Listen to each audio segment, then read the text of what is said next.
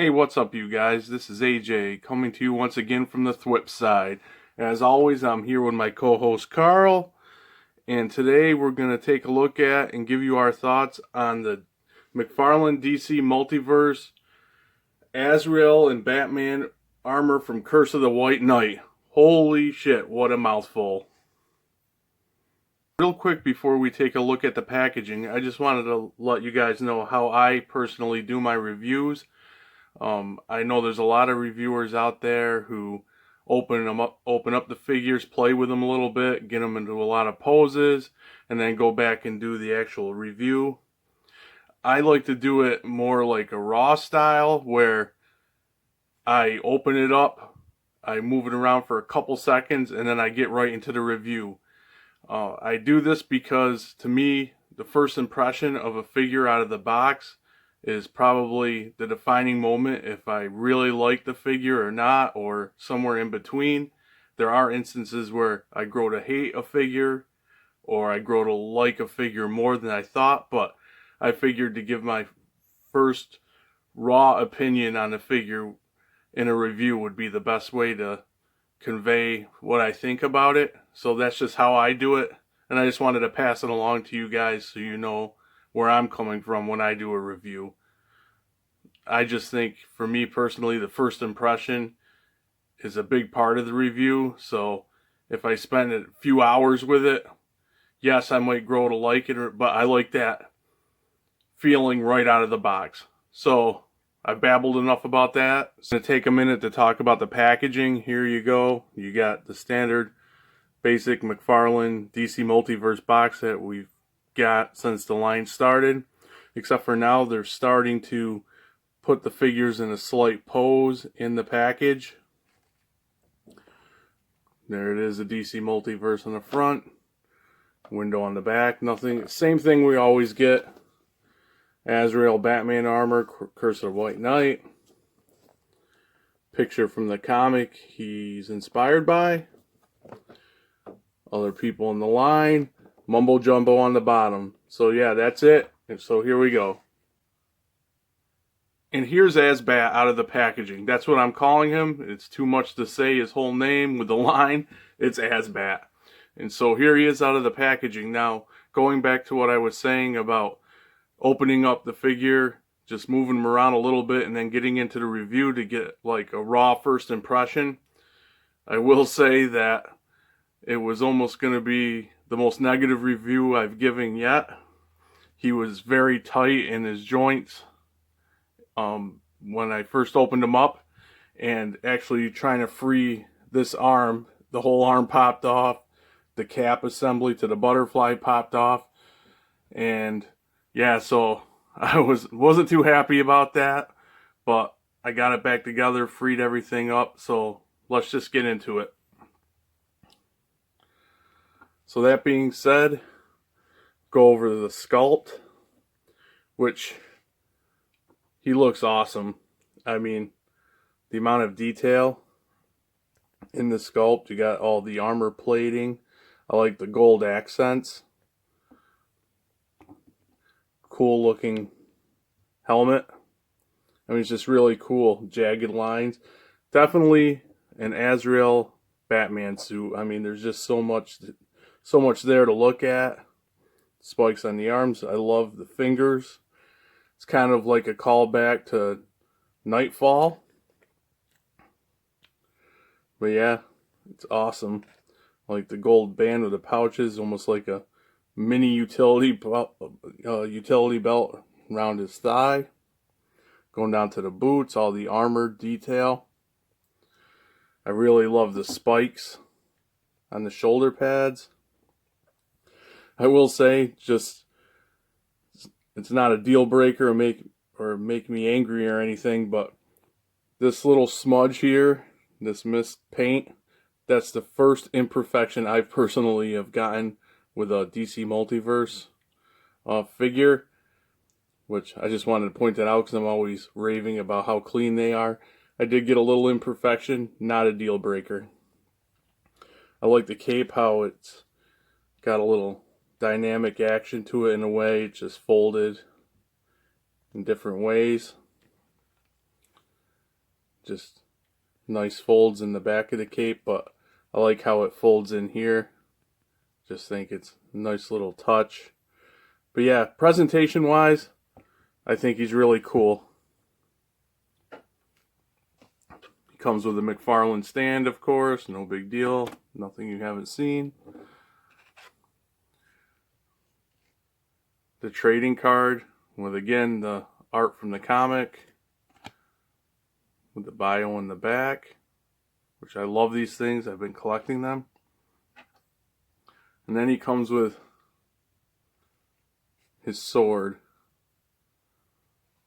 which is the same sword that we got with the regular Curse of the Night White Azrael, except for this time they went for a brighter red over the Curse of the White Knight is like almost like a reddish brown. But yeah, same sword. Oh, and I just noticed the gold on the Azbat sword is duller than the gold on the Azrael sword. Going over articulation, there's things to like and things to not like so much with this guy. First of all, it always seems to be the head, the first problems, which with this case, with this guy too, he can turn side to side, only that much. This piece coming up, this like armored cowl neck piece gets in the way. He does have a tiny bit of tilt, but because again of this piece here, this neck piece, he can only look up, well, look up that far. He can only looks down that far, so that's hindered. Going to the shoulders, these armor plates are on a ball joint, and I wish they moved up farther in this to give more room for the arm to be free, but they do tilt up like that. This is the arm I got to be careful with because it's still tight as hell, and it can go about that far before it crashes into here. And again, see how tight that is. And he's got the bicep swivel, single jointed elbow, goes about just shy of 90, I'd say. Moving to the torso, he's got the torso joint, diaphragm joint. Gives you nice side to side. Another kind of bummer, not much tilt. This armor piece blocks most of any crunch you could get from him, which is like nothing. So that's disappointing. I mean, he is an armored character, so I can forgive it a little bit, but I would have liked a little bit more. But he can crunch back again. McFarlane likes it, so you can kick up, crouch backwards, more than forward for some reason. There is a waist joint, and you only get that much. Like I said, well, with the waist joint, you can get more tilt out of them, I guess.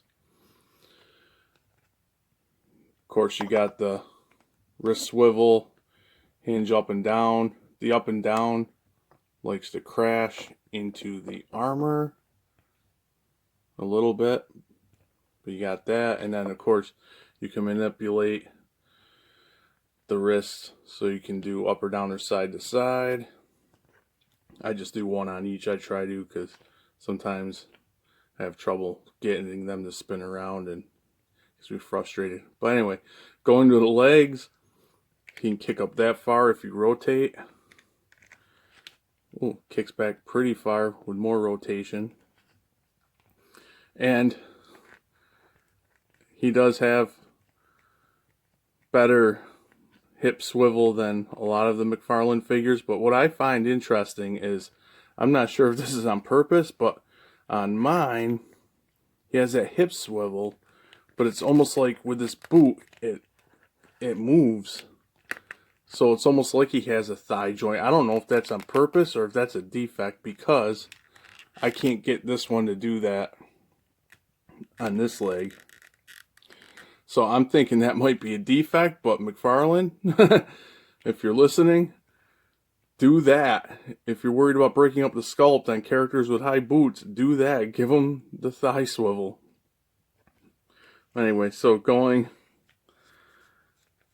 Oh, he can kick out this far. Decent amount. Then he's got the double jointed knees.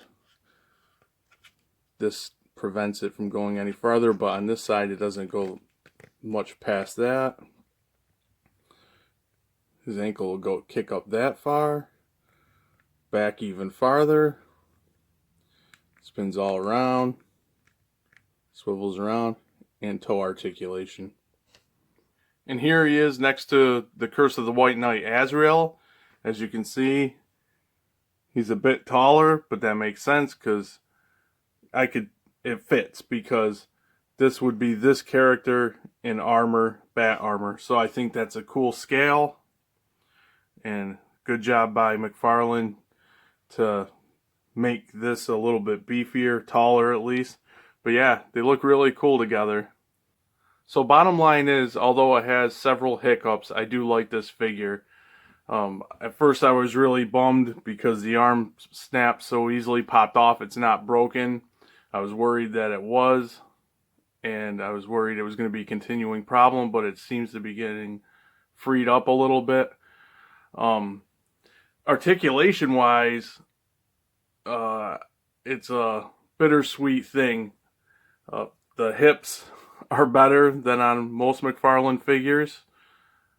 Got a little surprised with that, but I'm not going to move it around too much, the thigh, because I think, like I said, it's not supposed to do that. But again, I wish McFarlane would do that. And if, like I said, if they didn't want to break up the sculpt, high booted figures like that would work perfect. Hope they give us more articulation in the legs like that in the future. I think they really need to work on their ab crunching. Most McFarlane figures don't have very good ab crunch in the DC line. I'd like to see that improve. But, of course, it's an armored figure, more forgivable. The head, I wish that had a little more on it, but it's also the nature of the sculpt. Sometimes it's not really achievable unless you really break everything up, and then it gets to the point where it might just look stupid. But yeah, I like him. He has hiccups. He will go on the shelf with my other McFarlanes. I even have animated Batman. If I can put him on the shelf and be okay with it, I could be okay with just about anything. But that being said, I begrudgingly, because I wanted to give it a higher score, a ho-hum, Carl. So yeah, drop a comment and let me know what you guys think. And while you're at it, hit like, subscribe, share, and hit that notification bell. And until next time, this is AJ, where I'll catch you on the thwip side.